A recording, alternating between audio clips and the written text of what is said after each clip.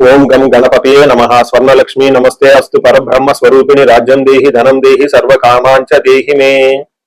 12 రాసుల వారికి లక్ష్మి స్వర్ణలక్ష్మి అమ్మవారి యొక్క కృపా కటాక్షం వలన ప్రతి ఒక్కరికి ఆత్మ జ్ఞానం కలిగి ఉండాలి. తద్వారా ప్రతి నిమిషం ప్రతి సందర్భంలోనూ సంతోషంగా ఉత్సాహంగా ఉండే విధంగా అమ్మవారికి అందరినీ ఆశీర్వదించాలని, అంతేకాకుండా రాజ్యం దేహి మన అందరికీ మంచి పదవి, ఉన్నతమైన స్థితి, ఒక అధికారం, దర్పం అన్ని కలిగించాలని, దానితో పాటు స్వర్ణలక్ష్మి అమ్మవారు ప్రతి ఒక్కరికి ధన ప్రవాహాన్ని కలిగించాలని, ఫైనల్ గా సర్వకామాంచ దేహిమే మనం అనుకున్న ప్రతి కోరిక కూడాను ఇమ్మీడియట్ గా తక్షణమే అమ్మవారు మనకి నెరవేర్చాలని చెప్పేసి అమ్మవారు ప్రార్థన చేస్తూ, గణపతిని కూడా మనం చేసే ప్రతి దానిలోనూ మనకి బుద్ధి సిద్ధి చక్కటి విజయాన్ని, ఒక మంచి వివేకాన్ని కలిగించాలని, సత్ డెసిషన్స్ మంచి నిర్ణయాలు తీసుకునే విధంగా మనకి గణపతి మనకు కృప ఉండాలని చెప్పేసి ప్రార్థన చేస్తూ, మనం ఈ రోజు టాపిక్ చూసుకుంటే సూర్యుడు వృషభ రాశి నుంచి మిథున రాశిలోకి మారుతూ ఉన్నారు. దీనిని మనకి మిథున సంక్రమణ అంటారు. అంటే ఇది 12 రోజులు ఉంటుంది ఈ సంక్రమణ. మనకి మకర సంక్రమణ, మకర రాశి ఎలానో ప్రతి నెల ఒక్కొక్క సంక్రమణ వస్తుంది. ఇప్పుడు రాబోయే సంక్రమణ మిథున సంక్రమణ అంటారు. ఇది 30 రోజులు ఉంటుంది. 15వ తారీఖు జూన్ నుంచి జూలై 15 వరకు ఉంటుంది. ఈ 15 రోజులు సూర్యుడు మిథున రాశిలో ఉండటం వలన ఏం జరుగుతుంది 12 రాశుల వారికి అని తెలుసుకున్నాం. అయితే ముఖ్యంగా సూర్యుడు మారటం వల్ల సూర్యుడు ఎలాంటి విషయాల్లో మనకి ప్రభావాన్ని చూపిస్తాడని తెలుసుకుందాం. సూర్యుడు వచ్చేటప్పటికి ముఖ్యంగా 8 రకాలైన అంశాలపైన ప్రభావాన్ని చూపుతూ ఉంటారు. ఒకటి, అందరూ బాగా గుర్తుపెట్టుకోవాల్సింది ఏంటంటే సూర్యుడు ఆత్మకారక అంటారు. అంటే మనకి సెల్ఫ్ కాన్ఫిడెన్స్, మనకి కావాలన్నా స్ట్రెంగ్త్, సోల్, ఆత్మబలం ఉండాలి కానీ సూర్యుడు చక్కగా ఉండాలి. కాబట్టి సూర్యుడు ఆత్మకారకుడు. అలానే రాజ్యకారకుడు, ఒక పదవి రావాలన్నా, గవర్నమెంట్ అథారిటీ, అడ్మినిస్ట్రేషన్ పవర్, వీటన్ని రావాలన్నా కానీ సూర్యుడు మనకి స్ట్రాంగ్ గా ఉండాలి. అలానే పితృకారకుడు, father related, elders, mentors, boss, వీళ్ళందరినీ కూడా మనకి సూర్యుడే రిప్రజెంటేషన్ చేస్తూ ఉంటారు. యశస్సు, కీర్తి ప్రతిష్టలు, గుర్తింపు, కొంతమందికి గుర్తింపు ఉంటుంది ఏ పని చేసినా, కొంతమందికి ఏ పని చేసినా గుర్తింపు అనేది ఉండదు. ఈ గుర్తింపు లేకపోవడం కూడా కారణం కూడా సూర్యుడు వాళ్ళ జాతకంలో సరిగ్గా లేకపోవడం అని గమనించుకోవాలి.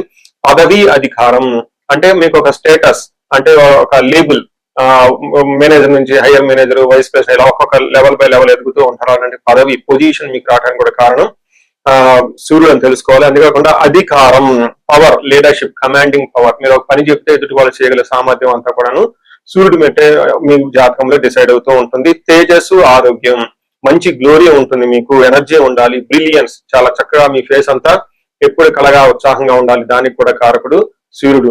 ముఖ్యంగా లాస్ట్ లో ఆరోగ్య ప్రదాత, సూర్యుడిని ఆరోగ్యం ఇచ్చే వాళ్ళు అంటారు. ఎవరి జాతకంలో అయితే సూర్యుడు సరిగా ఉండరో వాళ్ళకి అనారోగ్యంతో బాధపడుతూ ఉంటారు. ఎవరికైతే సూర్యుడు ఉచ్చ స్థానంలో ఉంటారో చక్కగా వాళ్ళకి హెల్దీగా ఉంటారు, ఫిజికల్ గా చాలా స్ట్రాంగ్ గా ఉంటారు, ఒక పవర్ వాళ్ళలో ఉంటుంది అని తెలుసుకోవాలి.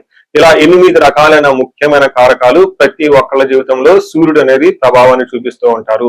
అయితే ఈ సూర్యుడు మిథున రాశిలో ఉండటం వల్ల ఇందాక వరకు మనం చెప్పుకున్న విషయాల్లో కొందరికి అనుకూలంగా ఉంటుంది, కొందరికి ప్రతికూలంగా ఉంటుంది. ఏ రాశుల వాళ్ళకి అనుకూలంగా ఉంటుంది, ఏ రాశుల వాళ్ళకి ప్రతికూలంగా ఉంటుందో మనం చూద్దాం. మీనరాశి గమనించుకుంటే ఒక చాలా హ్యాపీ న్యూస్ అని మనం చెప్పుకోవాలి. ఈ సూర్య సంక్రమణ చూసుకుంటే మిథున రాశిలోకి వెళ్ళటం తోటి మీకు 4వ స్థానంలో సూర్యుడు ఉండటం జరుగుతూ ఉంటుంది. ఈ 4వ స్థానంలో సూర్యుడు ఉండటం వల్ల మిక్స్డ్ రిజల్ట్ అని గమనించుకోవాలి. అంటే ఒక యాంగిల్లో కొంచెం ఇబ్బందులు ఉన్నా కానీ మిగతా విషయాలు చాలా బాగుంటుంది. ఎక్కడెక్కడ అనుకూలంగా ఉంది, ఎక్కడెక్కడ ప్రతికూలంగా ఉందో తెలిసే ప్రయత్నం చేద్దాం. బట్ ఓవరాల్ గా బాగుంటుందని గమనించుకోవాలి. ఇందులో మనకి సంస్కృతంలో మహర్షులు ఏం చెప్తారంటే అంతఃక్లేశ గృహ ఛిద్రం సౌఖ్యం హాని మభోజనం ప్రయాణే విఘ్నమాప్నోతి చతుర్దశే రవి సంయుతే అని చెప్తారు. అంటే 4వ స్థానంలో ఉండటం వల్ల అంతఃక్లేశ అంటే మానసికంగా కొంచెం విచారకరంగా ఉండే అవకాశం ఎక్కువగా ఉంటుంది. రెండోది గృహ ఛిద్రం, ఇంటికి సంబంధించిన వ్యవహారంలో సరైన సుఖం లేకుండా ఇబ్బంది పడిపోతూ ఉంటారు. తల్లికి అనారోగ్యంగా ఉండటం, ఇంటికి సంబంధించిన వ్యవహారాలలో ఏసీ కానివ్వండి, కార్లు కానివ్వండి, బంగ్లాలు కానివ్వండి, లగ్జరీగా కంఫర్టబుల్ గా ఉండే విషయాల్లో మీకు అనుకోకుండా ఇబ్బందులు వచ్చే అవకాశం ఎక్కువ ఉంటుందని గమనించాలి.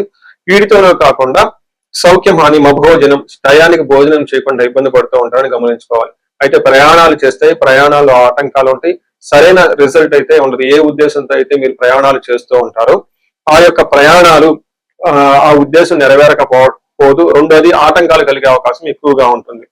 నెక్స్ట్, ఇంటికి సంబంధించిన వ్యవహారాలలో కూడా చాలా జాగ్రత్తగా ఉండటం ఎంతైనా అవసరం. కార్లు నడిపేటప్పుడు, డ్రైవింగ్ చేసేటప్పుడు, దూర ప్రయాణాలు చేసేటప్పుడు జాగ్రత్తగా ఉండాలి. ఇదంతా మన నెగిటివ్ సైడ్ లో. అయితే పాజిటివ్ సైడ్ లో చూసుకుంటే సూర్యుడు 10వ స్థానంలో చూడటంతో వృత్తిరీత్యా ప్రమోషన్, స్టేటస్, పవర్, అథారిటీ విషయాల్లో చాలా ఎంకరేజ్మెంట్ గా ఉంటుంది. వీటిల్లో గుడ్ అచీవ్మెంట్స్, అనుకున్న పనులన్నింటిలో కూడా చక్కగా సాధించుకుంటారని చెప్పుకోవచ్చు.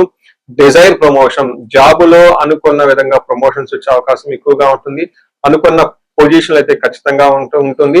ఎన్ఆర్ఐలు ఎవరైతే ఉంటారో ఇంటికి సంబంధించిన వ్యవహారాలలో, లేదంటే వాళ్ళు అక్కడ ఉంటారు కాబట్టి వాళ్ళ నేటివ్ ప్లేస్ లో అనుకూలంతగా ప్రతికూలంగా ఉండే అవకాశం ఎక్కువగా ఉంటుంది. వాళ్ళు వృత్తిరీత్యా అక్కడ ఉంటారు కాబట్టి వాళ్ళు చేసే జాబుల్లో చాలా అనుకూలంగా ఉంటుంది. ఎవరైతే ఈ H1B వీసాలకు కానివ్వండి, లేదంటే గ్రీన్ కార్డ్ కి సంబంధించి లాంగ్ టర్మ్ సెటిల్మెంట్ చేసుకోవాలని ఎవరైతే అనుకుంటారో వాళ్ళకైతే అనుకూలంగా ఉంటుంది. సో చూసారు కదండి, మీరు ఏ ప్రకారంగా చూసుకున్నా గానీ ఈ రాశి వాళ్ళకి ఇంటికి సంబంధించిన వ్యవహారాలలో, అంతర్గత వ్యవహారాలలో కొంచెం ఆటంకాలు, చిరాకులు, పరాకులు ఉన్నా కానీ ప్రొఫెషనల్ మ్యాటర్స్ లో చాలా చక్కగా చూసుకుని వెళ్ళిపోతారని మీరు గమనించుకోవచ్చు. ఈ రాశి వాళ్ళు మీనరాశి వాళ్ళు ఏలినాటి ప్రభావంతో చాలా ఎక్కువగా ఇబ్బంది పడుతున్నారు కాబట్టి ఇండివిజువల్ గా మీరు ఒకసారి జాతకం చూపించుకోవడం చాలా ముఖ్యం అని చెప్పేసి నేను భావిస్తున్నాను. మనం పరిహారాలు చూసుకుంటే సూర్యుడికి కొన్ని పరిహారాలు మీరు చేసుకునే పరిహారాలు కొన్ని ఉంటాయి. కొన్ని వచ్చేటప్పటికి బ్రాహ్మణ పండితులతో చేపించుకోవడం చాలా ముఖ్యం. కొన్ని క్షేత్ర దర్శనాలు కూడా చేసుకోవడం చాలా చాలా ఇంపార్టెంట్. ముందు ముఖ్యంగా మీరంతా సెల్ఫ్ రెమెడీస్ అంటారు, మీరంతా స్వయంగా చేసుకునే పరిహారాలు కొన్ని ఉంటాయి. అందులో ముఖ్యంగా చూసుకుంటే సూర్య నమస్కారాలు చేయడం చాలా ఇంపార్టెంట్.